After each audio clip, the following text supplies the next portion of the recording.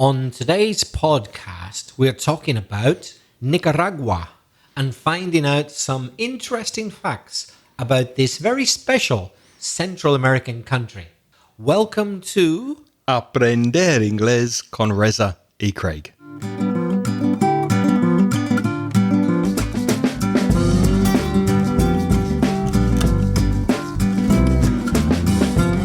Hi, I'm Reza. And my name's Craig.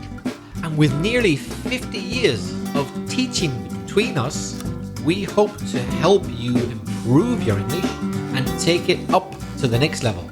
How are you, my friend? I'm very well, mate. How are you doing? I'm fine too. If you're a new listener, you're very welcome to the podcast. And if you are a seasoned listener and you're coming back, hello again. We're starting this week with a voice message from Xavier from Nicaragua.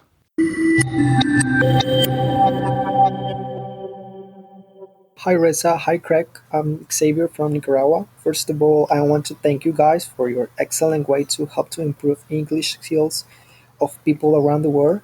I discovered the podcast a couple months ago and I really love it. You guys talk about interesting different subjects and that's why I found the podcast funny and educative. Keep going, and I would like to you guys dedicate a podcast about facts or culture overall of my country. Thank you and goodbye. Thank you very much for your message, Xavier. It's wonderful to hear from you. Any comments, Reza? Any ways that he can improve his English just a little? Well, I think your pronunciation and intonation is very, very good. And your grammar and vocabulary as well. But I did notice one tiny little thing. I think you said, I would like you guys to talk about Nicaragua or something like that. I would like to. I wouldn't say it that way, Craig, would you? No, better to say, I would like for you guys to talk about. I would like for you guys. Another small thing I heard, you said, I find the podcasts funny and educated. The adjective would be educational. So the podcast is educational. It's an educational podcast. Thank you very much for your compliments and also for sending us the voice message. It was a wonderful message. Reza, I know you are keen on flags and capitals, so maybe you could begin with telling us what the Nicaraguan flag is like and what's the capital? Okay, the capital, very easy, Managua. That's not a difficult one. The flag is tricky. I admit that yesterday I had to remind myself. Oh, you're getting rusty. Getting rusty. I had a vague memory that it was a flag divided into three parts, and I was right. So there's horizontally, it's blue, white, and blue. But I'd forgotten about the other details. So I checked them yesterday. But now, Craig's my witness. I am not looking at a picture of the flag, am I? That's true, listeners. He's not. I'm not. So you got blue, white, and blue. The blue strips represent the two oceans. So on one side, you've got the Atlantic or Caribbean, and on the other side, the Pacific. Mm-hmm. And the white bit in the middle is Nicaragua. And the white, it represents the purity of the people. Very nice.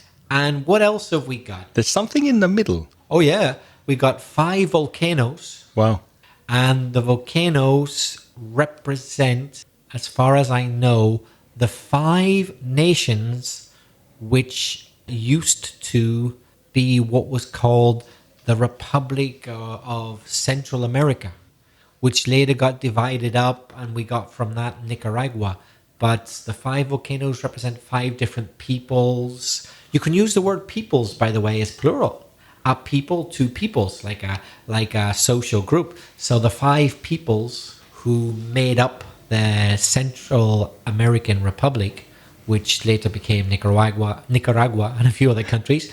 You've also got the words written in the middle, República de América Central, or something like that. I'm not looking, I'm doing this from memory. And Nicaragua written around that. And you've got a hat, what they call a Phrygian cap. And that is the cap which became famous, but wasn't invented by, but became famous in the French Revolution You know that hat that you often see on pictures of the French Revolution, that very particular cap which the revolutionaries wore, which kind of is to represent equality and struggling for equal rights and all that. So that hat or cap, very strange thing to have on a flag, is in the middle of the Nicaraguan flag. And they got the idea from the French Revolution that everyone should be equal. I think there's something else, but I can't quite put my finger on it. I can't remember if there's something else or not. Is there? Can you put me out of my misery, Craig? No, I can't. And as usual, I'm very, very impressed by your knowledge of flags. And that's really interesting information. I had no idea about that. So, yeah, that's the flag. Imagine you're living in Nicaragua and you'd like to have an English lesson. And you'd like that lesson to be given by someone in London, because maybe you fancy the London accent. You'd like to copy it. You might think, oh, I can't get to London to go for a lesson, can I? Well, you can with our sponsors, italki, because wherever you live in the world, as long as you've got an internet connection, you can find a teacher on italki to give you a class at any time you want.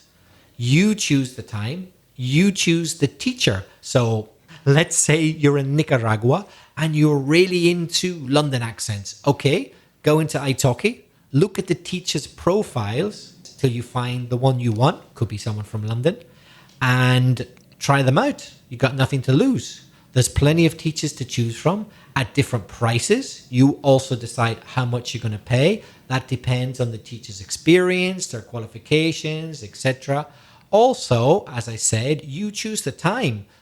So why not travel virtually from Nicaragua, any country in South or Central America, or anywhere in the world? Travel virtually to speak with a native English speaker and improve your English. italki are offering a $10 gift voucher as soon as you pay for your first lesson, when you pay for your first lesson.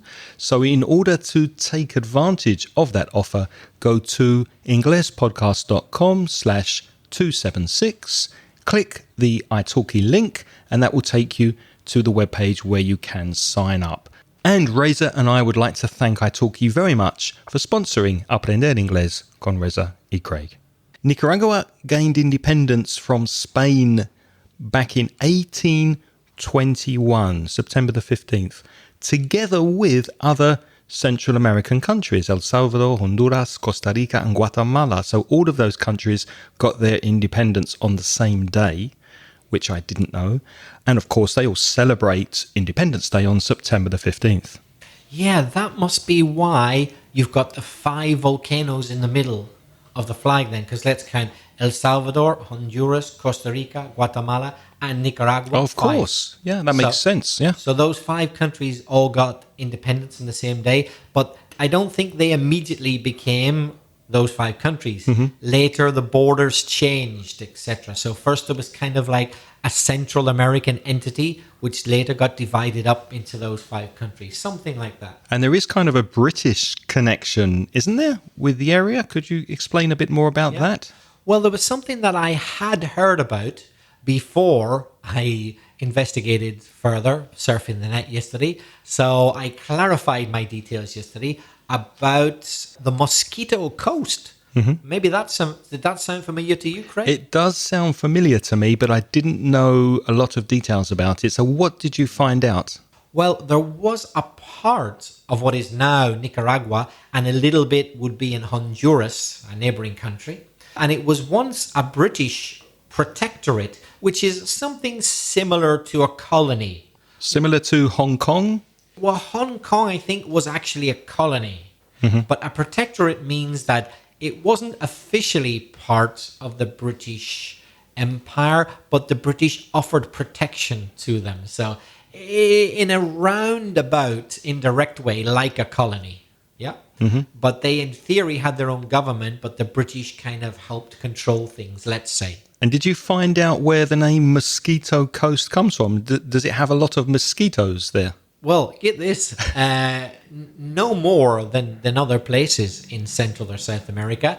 It comes from the word mosquito, as I'm sure most Nicaraguans, if not all of them, know. The mosquito are a tribe of Amerindians, American Indians. Amerindians. An Amerindian is an American Indian, Okay. as opposed to an Indian from Bombay or somewhere like that. So the Miskito are a native tribe. They were there before the Spanish, the Europeans, or African slaves were brought over. And the British somehow changed this into the word mosquito.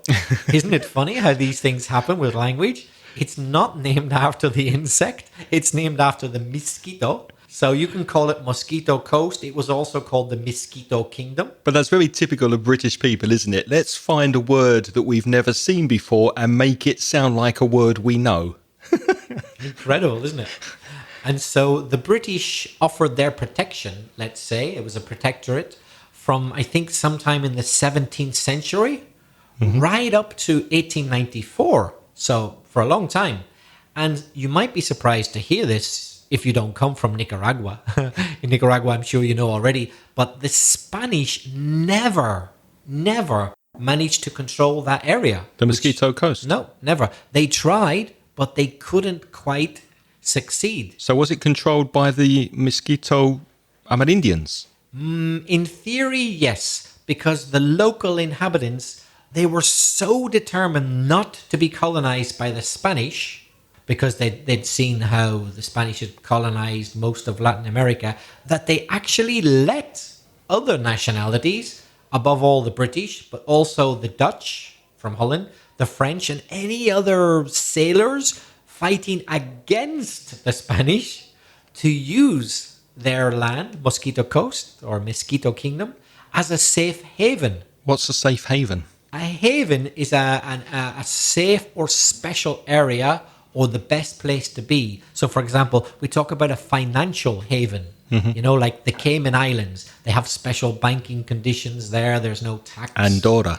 That type of thing. Andorra, it's a haven financially. So a safe haven is a special place where you can be safe. So the British, amongst others, knew that the Spanish couldn't attack them there because it was difficult for them to gain access, and the local people would have helped the British against the Spanish. Isn't that strange? It is, and it sounds like a very kind of wild place with pirates and no laws and a lot of anarchy, people doing what they want to do, a kind of a no man's land area. Maybe anarchy is a bit extreme, but from what I read, something like that. There were a lot of pirates, but these Mosquito people, a long time ago, I don't know about their customs these days, but way back in the time of the British Protectorate, they were famous for being incredibly egalitarian. It means that everyone was more or less equal. They theoretically had kings and maybe princes and things like that, but they didn't really have much power. And very strangely, virtually every person had equal power. There wasn't really much of a hierarchy. So maybe it was better living there than under Spanish rule in another area.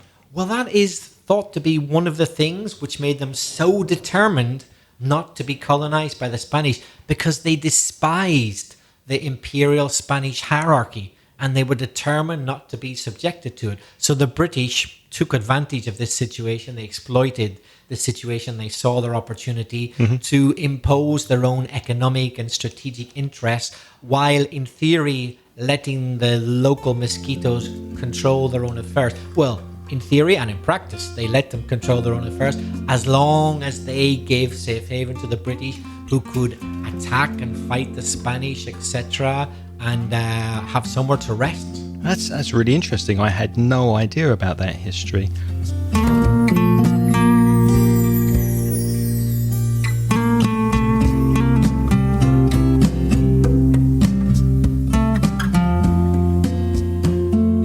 I also did not know that the name Nicaragua comes from the words Nicaragua and agua. So agua, water, obviously. Nicaragua, the Nicaragua Indians were in the area. So that portmanteau, a portmanteau word, is a word made of two other words. So those two words came together, Nicaragua and agua, to make the name of the country, Nicaragua. I had no idea about Me neither. that. It was really interesting. Let's give you a couple of statistics about Nicaragua that might surprise you. Did you know Nicaragua produces more than 50% of the power supply they use from renewable sources. Wow. Clean, green sources. Compare that, for example, to a very, very highly industrialized country like the United States, which only gets 13% of its energy from renewable sources. Nicaragua gets 50%, half. So they're 37% greener than the US. Yeah, I'm probably one of the most advanced of all countries in the world, I would say. Well, I would give them a huge thumbs up, a pat on the back. Pat on the back is congratulations, thumbs up, good job, Nicaragua, for being 50% renewable resources. And but some of the energy they use, the natural energy, comes from volcanoes. They use steam. What's steam in Spanish? Steam is vapor. Vapor. Vapor from water. Steam from the volcanoes in the country as geothermal energy. That's impressive. So now you can see more clearly why they've got those volcanoes on the flag. Volcanoes are a big deal. They're very important for Nicaraguans. In fact, Nicaragua belongs to the Ring of Fire. Now, I used to think that the Ring of Fire was my bum after 5 pints of Guinness and an Indian curry. However, That's another type of ring. that's another kind of Ring of Fire. The Ring of Fire is an area in the Pacific Ocean with common earthquakes and volcanic eruptions. So it's a very volatile, geographically, it's a very volatile area full of volcanoes and eruptions. Now, when I think of Latin America in general and sport, I think immediately of football. Yeah. Many Latin American countries are very good at football. Brazil, Argentina, Chile, etc. Nicaragua? No. In Nicaragua, their national sport is baseball, not football. I know that baseball's very big in Japan and Cuba, but I did not know that about Nicaragua, baseball. Craig, do you know anything about Nicaraguan cuisine?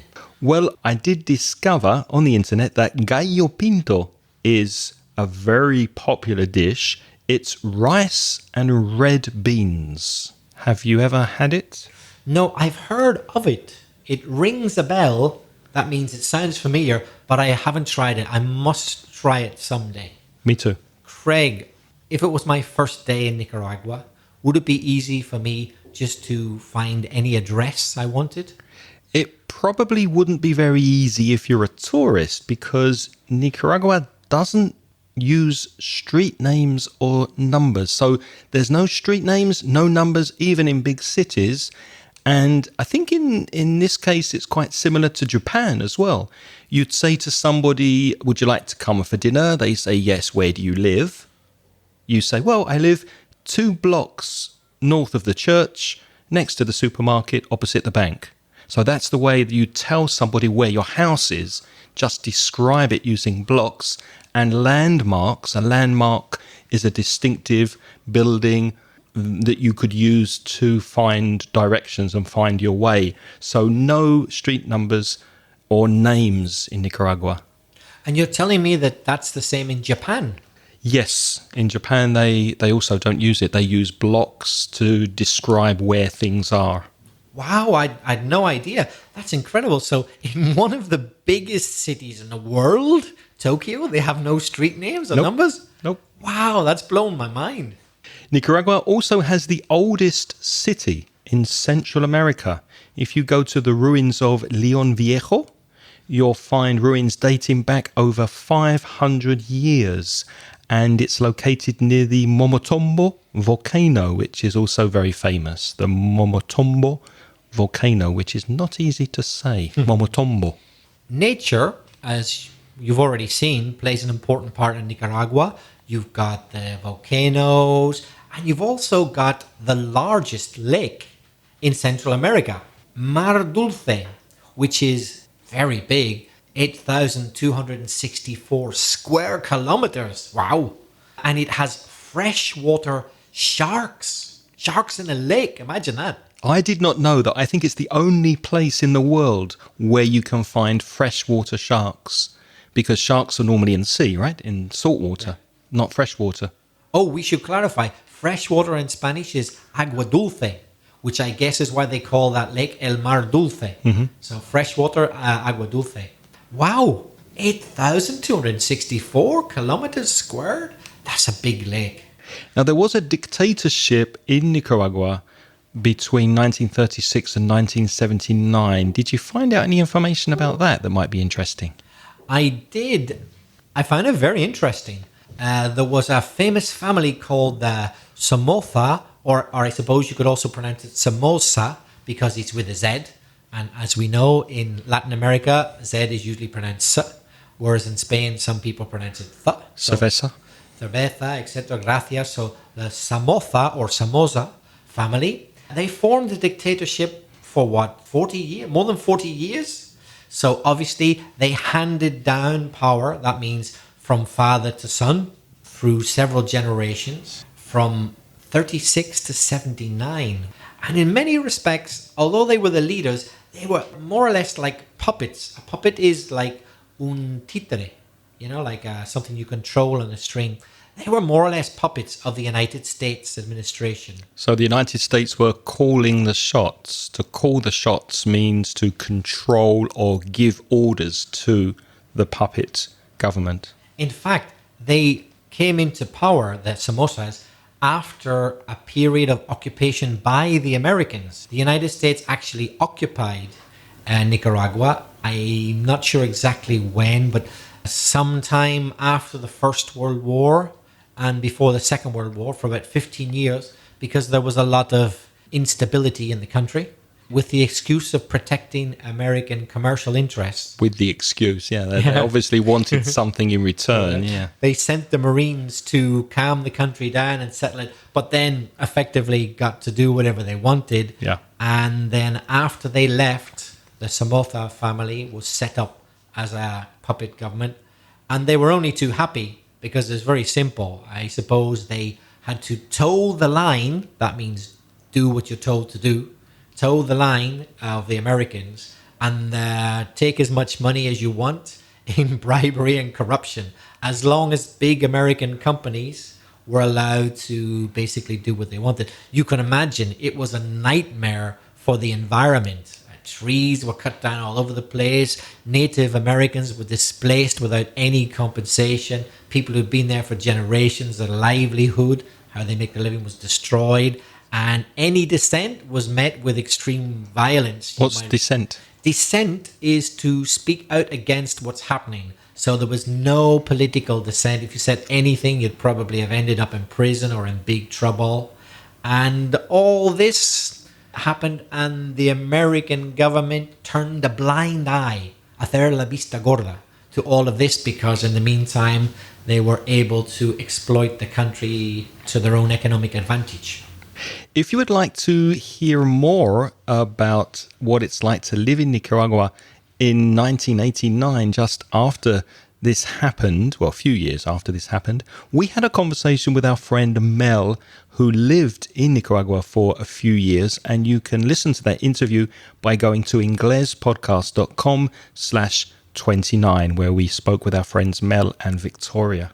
And Mel was actually living in the country just after the Sandinistas had lost the election and power changed to another government. The Sandinistas, for those of you who don't know, were the people who kind of wanted to end this dictatorship and helped to bring about it, and then got into power after that, and tended to annoy the American government because a good thing, el chollo, se acabó. And the American government were not pleased at all, as you can imagine.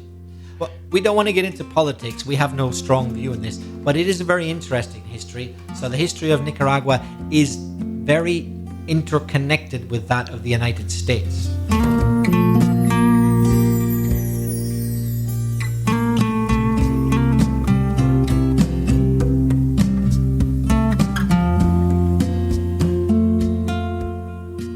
Another fact, a very sad fact about Nicaragua, is that in 1972 there was a huge earthquake. We said before that it's part of the Ring of Fire, which is a very unstable area of the world. So in 1972 there was a huge earthquake, which sadly killed more than 10,000 people. Many, many people were injured and lost their homes. And that was obviously a big shock to the country, and it affected the country in a very big way. And one last comment to do with nature or geography, you could say, is that Nicaragua is a great place for astronomers, people who like to study the sky and the stars. Out of a total of 88 constellations found in the night, 86, nearly all of them, can be seen very clearly in Nicaragua. So if you're into the natural world and geography, Nicaragua is an absolute paradise. Yeah, absolutely. I've seen the night sky from Chile, which was amazing. It was so clear, not a lot of light pollution. So you can see the sky. And also because of where Nicaragua is in the world, you can see the constellations very, very well. So if you're an astronomer, it's a great place to go. It's just occurred to me why I'm not a scientist, but it's just occurred. Craig has said where it is. Yeah, it's going to be closer to the stars because it's quite near the equator. Mm-hmm. That makes it physically closer to the stars because the middle bit of the Earth, because it bulges, it's spherical, is closest to the stars. So it makes sense that from the equator you're going to see the stars more clearly. Is there a country that you would like us to talk about? If you're enjoying these podcasts about particular countries, please let us know any country you're interested in, and we'll do the research and speak about the country on the podcast. You can reach us. Our preferred method of contact is via SpeakPipe because we love hearing your voices and saying hi. So go to speakpipe.com. That's speakpipe.com/Ingles podcast and send us a voice message. Remember, you only have 90 seconds for your voice message on SpeakPipe.